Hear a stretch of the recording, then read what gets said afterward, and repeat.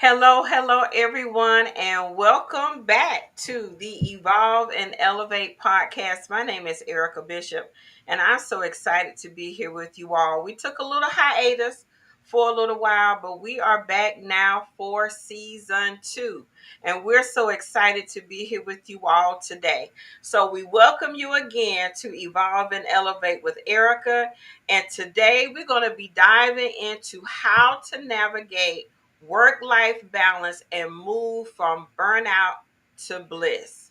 And I thank you again. I'm your host, Erica Bishop, and I thank you so much for being here with us today. And I have a special guest with me, Miss Alicia Johnson from the 1212 community. And I'm going to turn it over to her and let her introduce herself. And as she is doing that, please tag, please share, please like, let someone know that Evolve and Elevate with Erica is back for season 2. Alicia, I turn it over to you. Yay! We are back. I'm so excited. I am Alicia Johnson, the creator of the 1212 community. And the 1212 community is dedicated to helping everyone to live a life dedicated 12 hours to God and 12 hours for man. And we do that by recalibrating our lives in a myriad of ways, one of them being journaling at 5 a.m. We have now introduced our weekly sanity sessions, which are every Sunday at 12:12 p.m. And we are doing just a whole host of workshops and things like that. So we are so serious about getting everyone recalibrated, 12 hours for God and 12 hours for man. So that's me in a nutshell. Well, I certainly appreciate you taking your time to be with us this evening. And I thought that this topic for the first one coming back as we're all navigating through, because when you're away for a little bit, Facebook decided they want to change things and make things a little bit different. So we are trying to figure out how to navigate through some of the different parts and pieces of it to make sure that everyone gets an opportunity to see this, and so that everyone can be a part of it all, so that we can share the message out to everyone. So as you're pushing it out to your people, we greatly appreciate that, and we thank you so much for being with us on tonight. So Hey Tiff, thank you so much for joining. Please let us know that we're here tonight. So as we're talking about going from burnout to bliss, a couple of things that I just want to share very quickly before we kind of go into our questions as we normally do. I took a pause for a little bit at the end of the year, going into the new year. For those of you who follow the 1212 community, this is supposed to be my year cycle too, which means that it is supposed to be a year of a little bit slower, with a little bit more patience.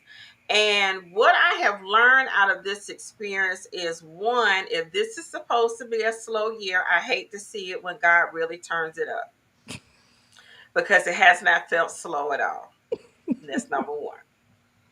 Number two is that it has allowed me to take a pause and to be more intentional about really taking a step back so that I can maximize every experience. That's another thing that I've learned, because in this process of going from burnout to bliss, that's exactly what it was. I was burned out. And what happened was, when I took the pause, there were some things that came down the pipe that now, hindsight looking back, if I had not taken the pause when I did, when those things happened, I would not have made it through it mentally. Mm, It would have been too overwhelming, mm-hmm. because I had been in a space of being more intentional about, even though I was still working, still doing, still planning, I wasn't putting myself in a place of exhaustion. I wasn't putting myself in a place of filling in every moment with something. And it was really about, am I maximizing the time that I have? So, with that, what I want to pose is, when we think about burnout, I think oftentimes we miss taking the time to figure out what has burned us out so that we can get to a place of blissfulness. And how do we figure out those things and manage, especially those things that are very close to us, that we have to continue to do Mm-hmm. to get to that place of blissfulness? So I'm going to pose the question: how do we recognize burnout? Mm. Well, I'm happy that you started with the year cycle work because I'm a big proponent of putting your finger on the pulse of the year that you're in, putting your finger on the pulse of the truth of who God has created you to be.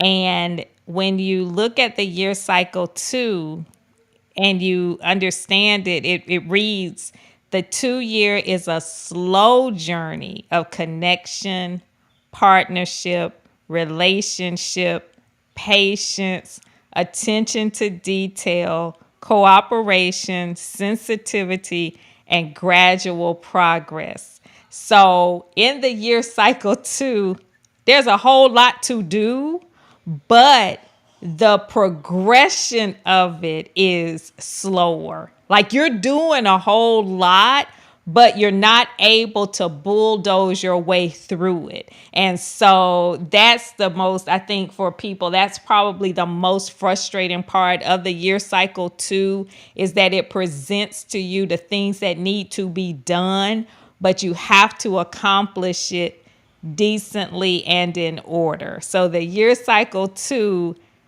affords you the opportunity to correct yourself in a very how can I methodical way. So that's, the two, it's a lot to do, but it's a slower process. So I think that when people are trying to get to that place of blissfulness, or that peaceful place, uh, it's a day by day process, it's a month by month process, it's a year by year process. So you have to listen to all of the signs. I think that this is how people get burnt out so easily, is because they use the same approach over and over and over and over and over again.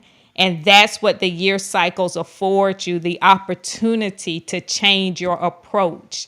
People get burnt out when, like, the world talks a lot about the hustle and the grind. If that is your only mode, then you're going to get burnt out really fast.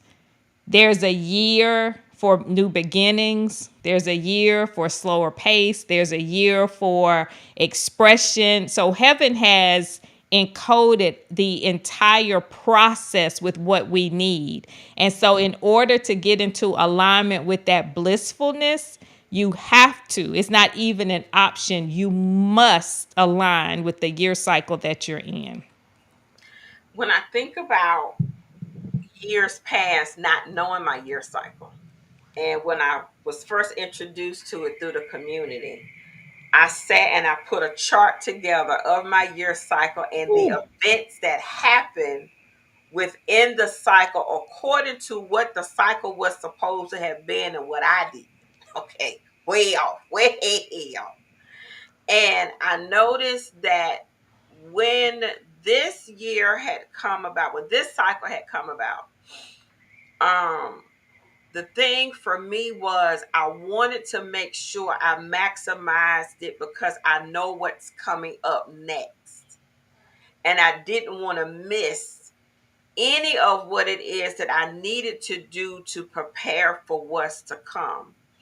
And when I think about burnout, I think about all the times I was unprepared in a situation that created burnout because I had to do extra work. One, because I felt behind. Two, because I felt unprepared. Three, because it was very overwhelming and I had no clue of what was happening because I didn't have enough foresight or insight into it because I didn't take time to rest. to get before the Father so that I could have some understanding of what was happening at the moment. And I understand God don't give us all the details all the time. He doesn't. Because if he did, 99% of the stuff he wanted us to do, we wouldn't do it. Understanding that he does give us wisdom, he gives us that nudge to know when to move, when to slow down. And for me, it was, how in tune am I to everything that is presenting itself Mm-hmm. at this moment? So I'm going to turn it over to you for a moment. Mm-hmm. And the most important thing when you start to recognize burnout, when you start to understand the error of your ways, when you start to realize the damage that you're doing to yourself, you begin to realize there's a part for you to do, there's a part for God to do, and there's a part for others to do. When you start to feel overwhelmed and burnout, that's an indicator that you've taken on too many parts. Because when you stick to your part of the process, that part fits you like hand in glove. That part fits you like hand in glove. Heaven has accounted for the stretching that you need. It doesn't mean, a lot of times people think that when you do your part that it's boring. When you do your part that is insignificant. Oh, that's all I have to do. No, when you do your part and you go deep and you do it as though you're doing it unto God, you're going to learn more, you're going to accomplish more, and you're going to be more beneficial to the entire project at hand. But when you're trying to do everybody's part, you're not going to be able to become proficient in anything. You're not going to be able to appreciate it. And you're probably going to overlook a lot of the significant pieces of the entire process. So when you're burnt out, you miss a lot of miracles. When you're burnt out, you miss a lot of God's voice. When you're burnt out, you miss a lot of the spiritual components that are encoded in everything. So you just said something that was very significant. Let's talk about missing miracles. Ooh. Let's talk about the trick of the enemy for one, for you to be an overwhelm and overload so that you miss the very thing that you have been praying for. Mm-hmm. Mm-hmm. How do we pull ourselves back out of that place? And what is the struggle that comes with taking a pause and stepping back? Mm-hmm. Spirit first, mind second, and body third. That's my answer to everything. That's my answer to everything. I went to the Amish market the other day, and I have this shirt that my father-in-law gave me, and it says, "God is your head. God is my head coach." And somebody stopped me. And was like, "How do you know?" I was like, "Spirit first, mind second, body third." That's it. Mhm. When you are operating spirit first, and what I mean by spirit first is allowing heaven to have first place in everything that you do. Mhm. And this is why with the journaling work we do it at 5 a.m. in the morning so that you by default, you are putting God first in everything. And when you put God first, that affords you the opportunity to relax. Mhm. People miss miracles and miss opportunities because they are trying too hard. And this happened to me every single job that I've had prior to the last two. I created them. I put my resume together. I mean, okay, when I say I created them, I mean, I put forth the effort. I put the resume together. I did the, it's like I want to with this place, this place. I had all of the places. I did my research and all of that. And I was like, I'm going to get this job. I'm going to get this. And so with every job that I got, every job came the burnout, the overwhelm, all of those things. So the last job that I had, I was like, I got to do something different. I say, God, I do not want to keep jumping into the same scenarios over and over again. And this was the first time I prayed before the process. Normally, I would put it together, and then after the interviews were done, everything, I'd be like, God, please let me get the job. Like I would pray at the end, like, this is the one I want. Can you help me get this? This time it was like God first. God ain't gonna move until you tell me to move. When my phone rang, it was like, okay, God sent this person. That entire process, when I went on that interview, I was supposed to go on my lunch hour. That interview took like 4 hours. And at the end of that, that's how I knew it was God. Because I was like, God, if you don't get me through this, then I'm going to lose this job and I'm not going to have a job. Like, I got to have something. So I got the job, but this is also the job that I was with them maybe 10 years. And I was with them 5 years at one place and then 5 additional years at the other place. And at the end of the 10th year, I got released. Mhm. But it was God releasing me. So I was okay with it. And Mhm. so I say all of that to say, I know that was a convoluted story, but I say all of that to say is that when you surrender and put God first, you don't have the worry that you had before. You Mhm. don't have the doubt that you had before. And you don't have the fear that you had before. Because before, with all of the other jobs, I was fearful, like, oh my God, any day I could have a pink slip. Any day, but after that, with the last two jobs, I'm like, God, you put me here and only you can release me. And when you release me, I know that I have been released to receive something better because I know the relationship that we have. And so that's why spirit first, mind second, and body third, so that you can slow down and enjoy the miracles. Mhm. When I think of the scripture, seek ye first the kingdom of heaven and his righteousness, and all things will be added unto you. I think sometimes, and I'm gonna choose my words very carefully. We were churched into thinking that all these things were just houses and cars and money. Oh, yeah.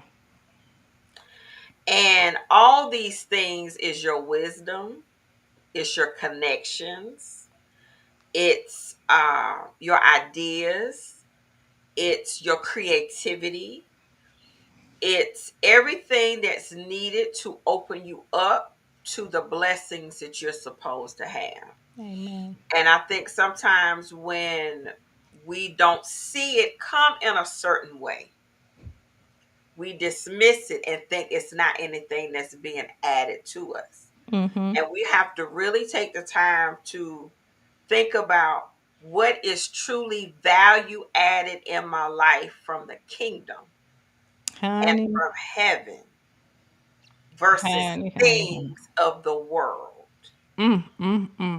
Oh my God. When the value added piece, that we can like take that and just carve that right out and just have a whole talk around that. Value added. Heaven is constantly adding value. Even a loss in God's economy is a win with God's added value. Like when I lost that job, that was absolutely one of the best things that could have happened to me, because heaven knows everything that's going to transpire down the line. And in hindsight, heaven had to release me from that job so I could be home and to do the things that I needed to do when, Mike was diagnosed. So that was in and of itself a miracle. Like that was just like, I couldn't have orchestrated this better myself.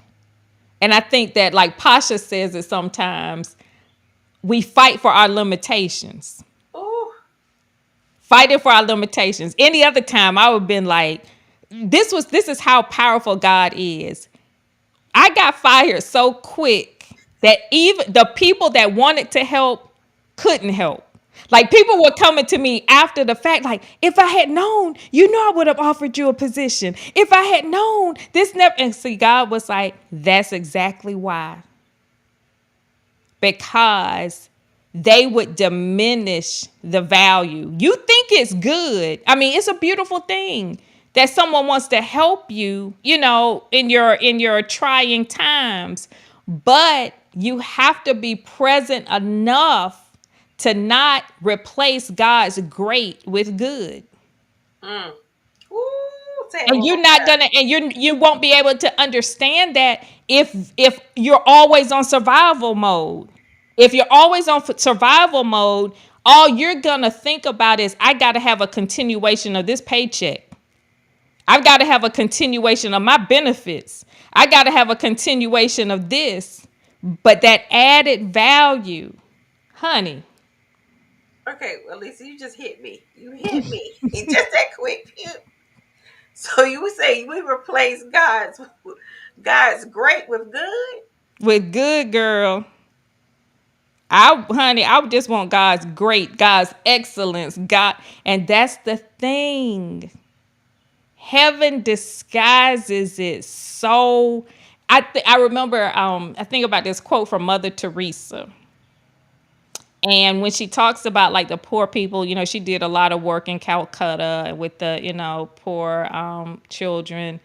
And she looks at Jesus. She was like, every time, like someone would cross her path that was distressed. And she was like, look at Jesus and all of his wonderful, distressing disguises. Like it was just That's like powerful. you think you're seeing one thing, but it's something else. Mm-hmm. And that's how God blesses us in distressing disguises. Wow, that's powerful. So when you talked about uh, the term that Pasha used, fighting for our limitations, Mm-hmm. replacing God's greatness for good, is that also associated? And let's help the audience to understand, why do we always associate great achievement with burnout? But because of the way that the world presents it. Because what does the world, this is how I almost missed this assignment. Because how many times have you heard that you've got to earn like you've got, what is it? No pain, no gain. Right. What's another one? You've got to put skin in the game. You got, all of those things, right? I almost missed this work right here because I was having too much fun with it. Wow. I almost missed it because I was getting ready to replace God's great with good. I was getting ready to replace what God had already encoded within me and trade that for the real struggle of the world. Mm. I was like, wait a minute. And this is why, for me, especially with the SLE, and that's the spirit-led entrepreneurs, for people that don't know, this is why I want every spirit-led entrepreneur to have a day gig and to have their assignment so that you get the real live data for yourself. And what I mean by that is, because you are right now a perfect example of that. Your day gig, it can be the heavy one, but this assignment is one where you've come back to. Like you gotta come. Like it it's you. Mm-hmm. It's not a heavy lift. It's Mm-mm. not a struggle. It brings you joy. It brings you all of those things. And how many times when you enter into that space, people don't take you seriously because you having too much fun with that. Because I know on some of my calls, I never forget this years ago, and Mike would hear us laughing on these calls, and he's like, "What kind of work are you doing? You just laughing too much. You just, honey, we having a ball, but we getting work done." Mm-hmm. But we have been conditioned. What is it? I can bring home. I ain't never, honey. Once I was old enough, I ain't sing the song no more. But when we were younger, I can bring home the bacon fried up in a pan and never, ever, ever, ever let it. What I forgot the rest of it, but it was Bring it to the man because I'm the yeah, woman. Yeah. yeah. I was like, that's a lot of things. It's a That's a lot. lot of work. I'm like, I ain't doing all of that. Mhm. Not doing all of that. Mm-mm. We've been conditioned to struggle. We've been conditioned to carry strife. All my life, I had to That's fight. yeah, and it's almost like it's an honorable thing to struggle all the time. Mm-hmm. And there is no award for being the most tired, overwhelmed person. And I understand, please understand, it takes work to do all things. It takes planning, it takes a level of fortitude, it takes a level of stick to itiveness, it takes all of those things. But when you're at a place of burnout and you're ready to tap out, where are you really? Because you can find yourself in a place of resentment for the very thing that is supposed to be a blessing to you. There's a time and a place for everything. This is why when when I talk about putting the finger on the pulse of your life, for me personally, I know when heaven is moving me to do something.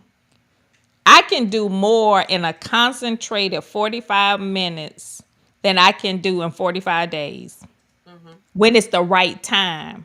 Correct. And this is what, over the years that I've been doing this work, Micah look at me like, it'd be like, okay, this is done, this is done. He's like, well, when did you do this? Like when did this journal get done? When did this happen? When did this? And it's like when you're operating in your zone, which is that alignment with heaven, you can do more in that amount of time than when you actually plan your day. Well, I'm gonna do 10 minutes here and I'm gonna do 30 minutes here and I'm gonna work on this like so many days. This is why when we talk about the 12 hours for God, 12 hours for man, when you're operating in God's economy, let heaven move accordingly. If heaven wakes you up at 2 o'clock in the morning and says, I need you to do X, Y, and Z, and it's going to take 4 hours and it's done, what have you lost? Nothing. But we'll be fighting. It's 2 o'clock in the morning. I don't want to be getting up at no 2 o'clock in the morning. It's one time. It's one time. You got to get up one time from 2 to 4, and heaven is going to download everything that you need to get you through the whole 12 months. But it's too hard. God wants you to make one phone call at a time that's inconvenient for you. Mhm. Write one letter, one email. How many times have you actually done something radically and obediently, and when you like, dang, that took literally 3 minutes. That literally took like 3 minutes. I've been waiting on this for 4 years. Like crazy, right? Mhm. And we're so quick to even sabotage that for some that are not in alignment and in tune with what God is doing, because it's like it's too easy. Mm-hmm. Why? I need to feel some ounce of discomfort in order for me to progress and move through it. So I'm gonna pose another question. What do we do when our burnout comes from those that are closest to us and the ones that we love? Girl, cut them off. All of them. I'm just joking. There is a part for you to do. There is a part for God to do. And this is the joke we have in our household. It's like we're all adults in the house now. And certain things bother certain people. Hmm. And when certain things bother certain people, this is Mike and I, this is our joke now. It's like, well, if it's bothering you, then it's yours to do. Oh, that's good. If it's bothering you, then it's yours to do. Because we used to have this thing. If you've done, like, been on any of our messes, misses, and miracles, one of the big things is dishes in the sink. Hmm. He does not like dishes in the sink. I, on the other hand, I'm like, that's where they belong. Like, they belong in the sink. And then my pet peeve is like, I have to make my bed every day. And it's not like just make the bed. I got to pull the covers tight. I got to fluff up the pillow. It's got to be straight. My whole room can be jacked up, but my bed is going to be made. I can have clothes I need to fold, all of this, but my bed is going to be made. Right. That's not a big deal for Mike. Like Mike will if Mike gets up last and he makes the bed, I will remake the bed because it bothers me. Hmm. And when other people become your burnout, that means that you are trying to stand in proxy for something that they need to do. Because I was burning myself out, for example, with the dishes. Like, I was washing everybody's dishes. I was like, because I just didn't want to hear Mike Hmm. complaining, right? And I was just like, let me just go Hmm. and do it. And I'm tired. And then it doesn't get resolved. And then it was like this one day, I was like, wait a minute, this don't even bother me like that. So it's something that you need to deal with. Like I don't even get upset now if he doesn't make the bed. Like if the bed can be unmade, like he can get up after me. I'm normally the last one to get up, but if he gets up after me, I used to complain like you were the last one up. Hmm. You could have made the bed, but then when he makes it, I'm gonna remake it anyway. And he'll just look at me like, oh, okay. And he won't even attempt, like he'll help me sometimes. But he's like, this ain't even me.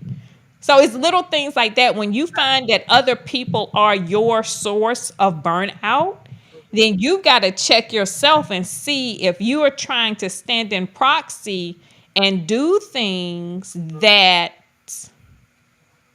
are not yours to do. So I'm going to even associate that with, because I know that there's someone here or someone that someone knows. And oftentimes this happens with parents and their children Mm. when they carry other people's emotional baggage Uh-oh. instead of allowing them to own what they need to own. You find yourself overwhelmed and burned out because you're upset about the situation and you're carrying all the emotional and mental anguish about a situation. And they over there taking a nap and sleeping and snoring and everything else. So for those of you or for anyone, I want to encourage you, take whomever's baggage that you are holding, take it back to that doorstep and leave it with them. Mm-hmm. And if your Because children are over 18, if they they own their grown, stuff. see, that was the thing. See, that's real tricky legally. Cause see, I was ready to. This is at 16. Like when my son became too old to parent, like too grown to parent. That was like at 15, 16 years old. They're grown. They think they know everything. Hmm. And I was like, okay, do what you need. But see, legally, it's like you still in charge until they turn 18. Hmm. So as far as like that's concerned, like that's real tricky because you gotta tread that territory very prayerfully. But honey, once they turn 18, it's like You can start preparing them before that time, because that can be devastating. Mhm. Because you can't be, a lot of times parents are afraid, and this, I say this because I was that parent. You are afraid to release your children because you don't know how well you parented them. You don't Yeah. know how good, you don't know if the lessons really stay. You know what I'm saying? Like, you know, you want to say that, they're their own people, but you know that somewhere deep down inside, you want to make sure that you did a good job. Like, you want to make sure. But when you release them, Mhm. it's like, okay, we got to see. But now my children are, they go through their stuff, but they successfully move through it. So it Mhm. looks rough in the beginning, and emotionally, sometimes you want to get attached, like, oh my gosh, I taught them better than that. What's going on? Mhm. Let them complete their process. Mhm. Detach yourself from what you would do, what, at this age, at this, honey, let it go. You have to, because you will cause your children a spiritual deformity Mm. by not allowing them to have their journey Yes, and ma'am. discover who they are in God and their relationship with God. Mm. Girl, I don't know if you caught yesterday's sanity session. I did the Mother's Day edition. I'm gonna have to go back and watch. I Girl, didn't watch it. so I was talking about, see, the sanity sessions, it's not meant for everybody to agree. It's just to get you to think differently. It's to Mhm. get you to think outside of the box. So for Mother's Day, it's all about, celebrating your mothers and stuff. But the talk went into the fact that your children chose you. Yes. Your children chose you, and you chose your parents. Like, the choice, because when you think about it, you're already here on earth, like as an adult. You're already enmeshed in life and all of those things. And we don't really have the wherewithal or that real spiritual connection to say that I'm going to choose this baby, I'm going to choose this, because we're going to choose wrong every time. We're going to choose wrong every time. Because think about it. Every parent, they want their children to be the best. I want my child to be the smartest. I want my child to be the most athletic. I want my child to be, well, honey, some people gave birth to the Jeffrey Dahmer. Some people gave birth to the to the crazy people. But your children choose you. God and your children, I truly believe, choose you as a vessel so that you can help them to move through the process. And when you start to shift your perspective that way, that helps you to detach so that you don't get in their way, Mhm. because they chose you for a specific reason. They chose you because you would be able to support them on the journey that Right. they have decided to take.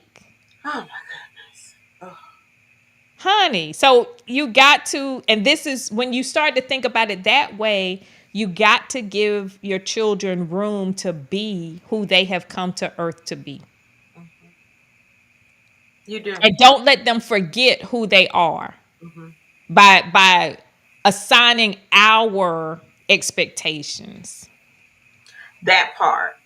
So instead of coaching them or fussing at them or giving them advice on and trying to raise them out of fear of your own personal mistakes, we have to encourage them to be courageous for their journey and so that they can hear God and we don't agitate their spirit and cause them burnout early in their own journey. Do you know how many times, and this is why it's important to understand your children's life path, Mhm. because you parent differently. You do. When you know your child, like our son, I know our son's life path. I cannot parent him. I can help him to see things from a higher perspective, but he has to understand it on his own because that's just the way he's wired. Mm-hmm. And when you understand that and you accept that, it's scary for other people when they real because when I started to come into this understanding, and I was like, we just got to take our hands off of him. Mm-hmm. Like we literally have to. You, honey, my whole family thought we had just lost it. Yeah. My son and I, we laugh now because he is so smart. So he's like, I really want to have him like a the genius test. You know how I'm like, this is he's amazing. Mm-hmm. But because of the journey that he was on, I was laughing one day because he's very articulate. His vocabulary is. I said, boy, at one point I didn't even think you knew how to read for real. I didn't even think he knew how to read because when it was just like the whole school thing was such a struggle, his journey was such a struggle. But when we released him to do it the way he needed to do it, honey, he is light years ahead of people his age Mm-hmm. because of his experiences, because he was able to complete the process in the way that he needed to complete it, and the wisdom is there. And Mm-hmm. like you were saying, don't like stifle your children. Like you can't stifle them. I had to learn that early with my two, and I've shared this story before. I never told them no. When children are small, no, don't touch that. No, don't do this. No, don't do that. And I never told him no. And the Holy Spirit was like, don't tell him no. Tell him to change his mind. And I was like, change his mind? Like, so, he was two at this time. So, at two, they into everything. Everything. So my son was on his way to get into something else. And I said, change your mind. Change your mind. He stopped dead in his tracks. Wow. I could see him literally thinking. Yes. And then he turned and went the other direction. I That's said, now wait a minute. girl. God, you know you on to something. Won't God do it? Honey. And what it did, it kept me from putting limiting beliefs in them. That's powerful. You need to teach that. You need to teach that. Like on a I grand mean, scale. You need to teach that. it kept me from putting limiting beliefs on them. And Mhm. anytime they would come with me with something, I would say, okay, plead your case. I was gonna probably say yeah anyway, but I wanted them to do the research. I wanted them to think about the pros and the cons. And to this day, when they come and they have a question or they want to talk to me about something, they will have thought through the whole process. So when it came time to really release them, I'm like, I know they know how to understand and to hear and to think and to move. And yes, there are times I'd be nervous, but I have to say, Erica, get out the way because you in the way. Let God do what he's going to do because his hand is on them because one, he promised it. And for two, the Holy Spirit raised him because you were 25 when you got married. You didn't have good sense. No way. You know how to, you're trying to be a wife and a mother. And you were trying to figure yourself out. And you just have to really release and say, okay, I trust that God has them Amen. and that all is going to be well. Mm. My God. And it's definitely been a journey. But one thing I can say for sure, and two for certain, they always find their way back to Amen. God and back to the beginning and back to the root of let me take a pause and sit and think before Mm-hmm. I make a move. Mm-hmm. And that's how I think that is probably the most rewarding part of being a parent is when your children know how to go back to God. Mm-hmm.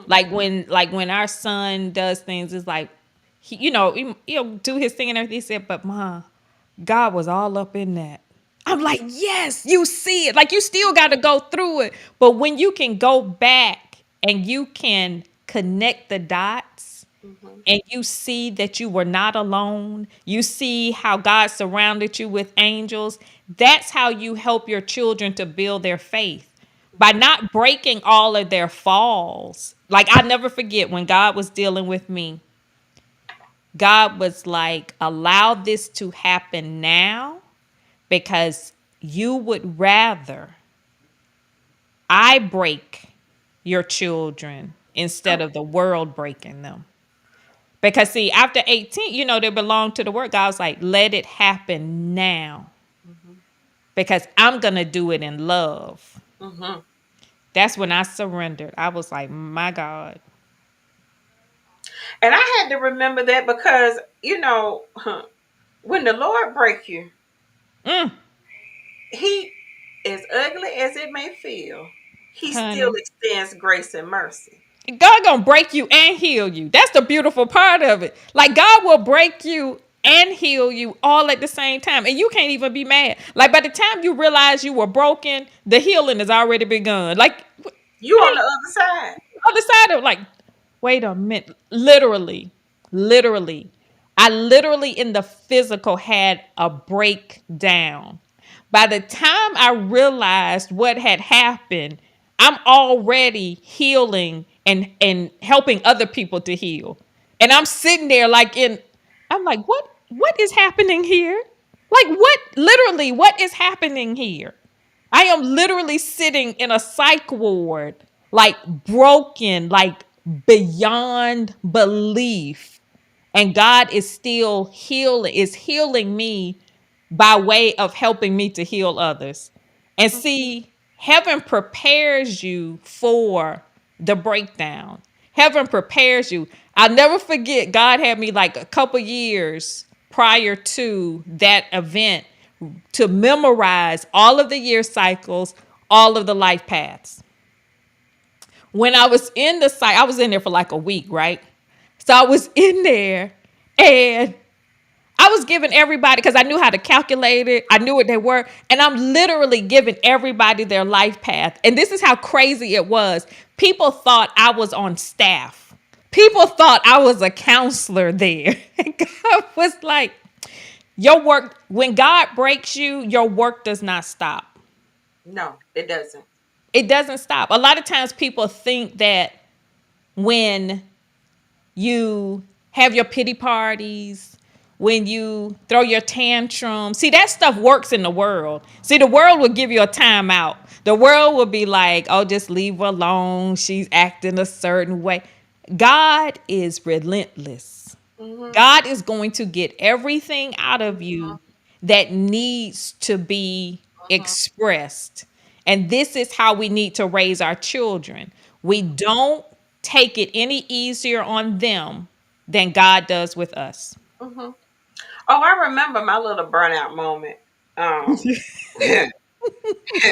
I know the street, the red light. I know exactly where I was. I was having a whole meltdown. So, y'all, for those of you who are just coming in, we're talking about going from burnout to bliss and how to navigate through life spiritually and how to walk through it. So, it was two children in diapers and in daycare. Oof. My husband had recently, that I was married to at the time, had received his diagnosis. Mm. All the money was gone out, the savings, the stocks. We didn't have nothing else coming in. Oh. And we were broke as a joke, not even two nickels to rub together. Mm. And it was just everything was delayed. I mean, checking account overdrawn the whole nine. And I had just had, I was over it all. I was like, I did not sign up for this. What is really going on? So I am driving down the road, having a whole fit, crying and snotting. And oh God, just having a whole ugly moment. And get to the red light, and he says, you done? Now I need you to understand that all of what you're going through, I'm gonna use it. Mm. My God. And it My was God. like, okay. And you put the car in drive and you just go on and turn left and go on down the street. And it was just like at that moment, it was like, but you don't feel bad for me. It was like, girl, be okay. I got you. Yeah, it's Mhm. ugly now, but understand, I'm giving you what you need to, even though you feel all broken and forgotten and put off to the side, I'm using all of that for where we are here today. Honey. And that's the thing. Don't, it's like turn your fire into fuel. Hmm. Like when we think about burnout, we think we can't go on. Hmm. When we, we need to pivot. We need to do whatever. But when you are at a place of burnout, surrender it to God so Hmm. that God can now turn that into fuel Hmm. instead of burning you down, instead of just destroying you. When you surrender that burnout to God, honey, what beauty for ashes? Yes, ma'am, all day. All day long. Hmm. And I think that a lot of times people miss the opportunity to start right where they are. And it frustrates me so much. Like a lot of times the world makes you think, and it's not this easy for people. The world makes you think, well, you can just quit your job and you can just do this and you can start your own business and you can just have, honey, owning a business is not easy.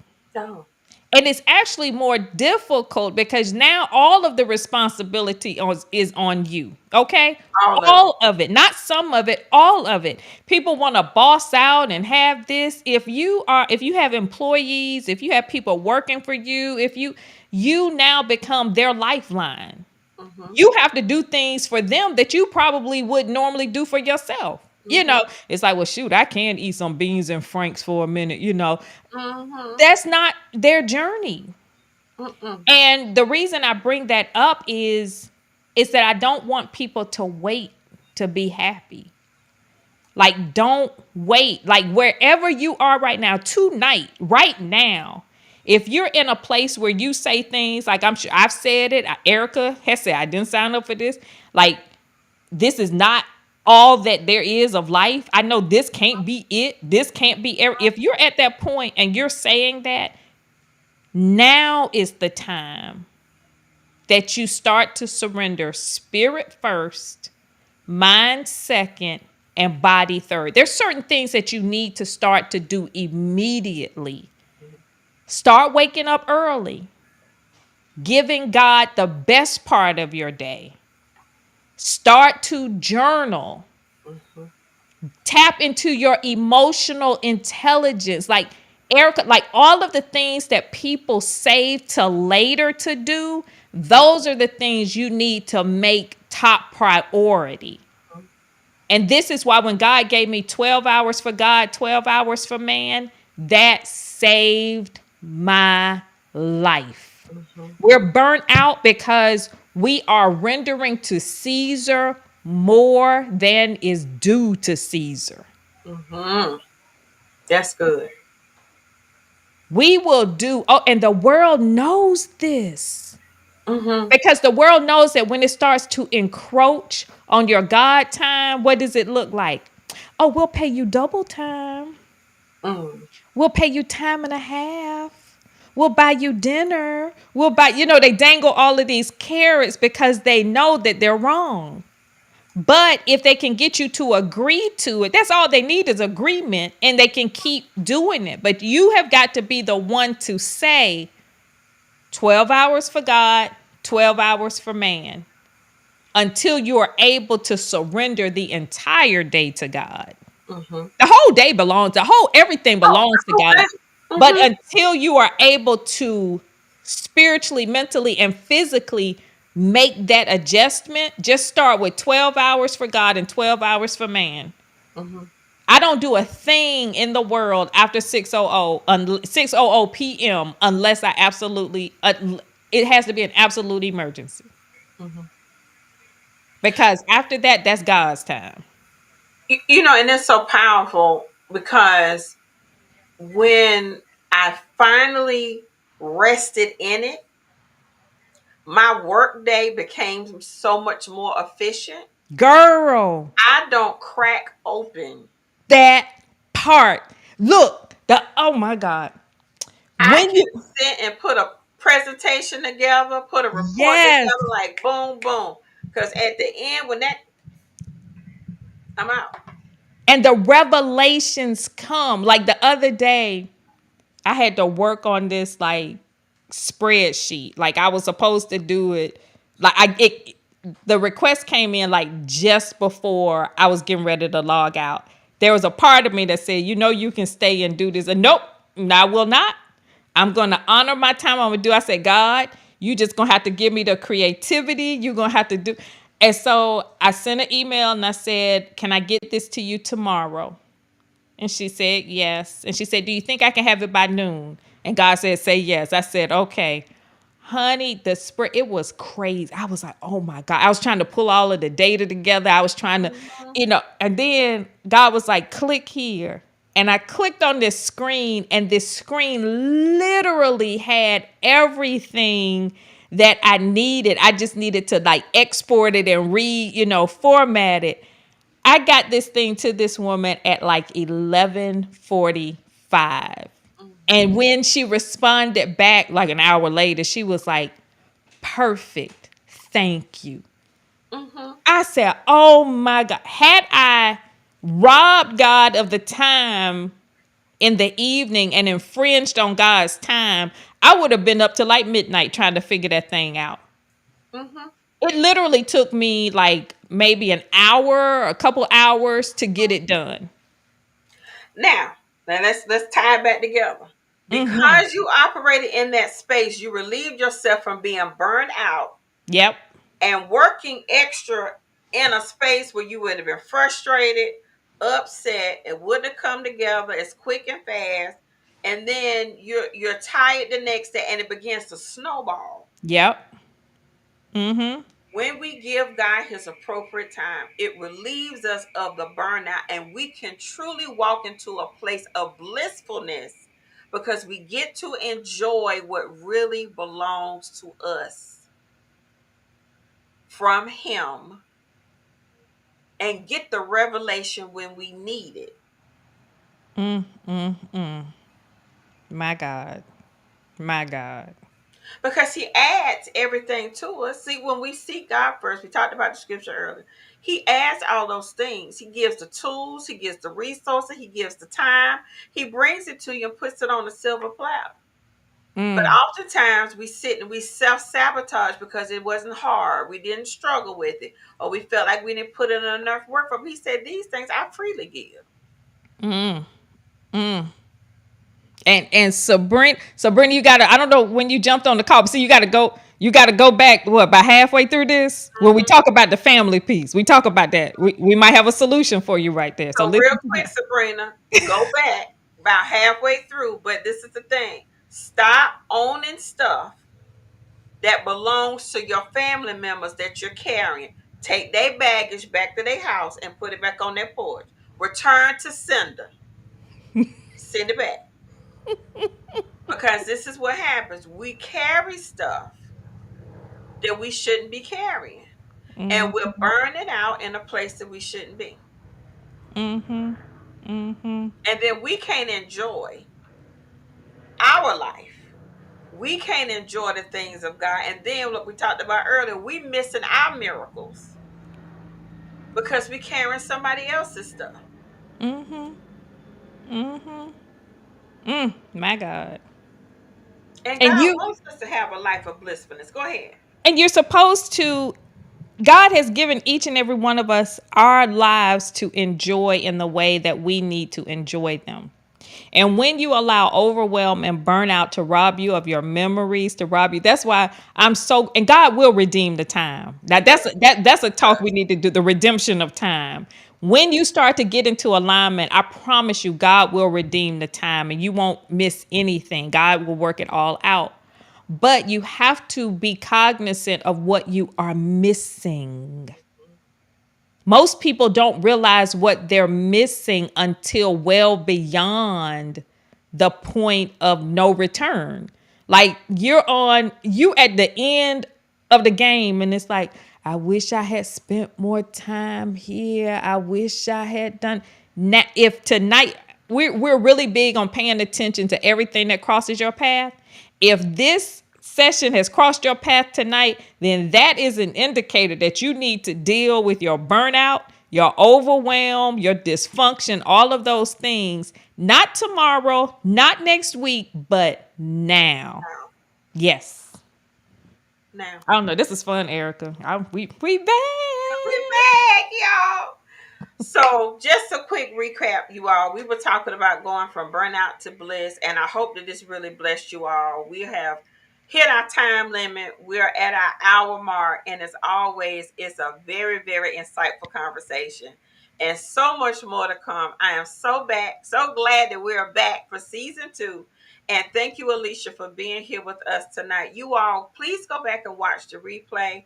Let someone know that we're going to be back here Monday nights at 8 o'clock as Amen. we're talking about all things that will allow us to live our authentic best life as we evolve and elevate into everything that God has called us to be.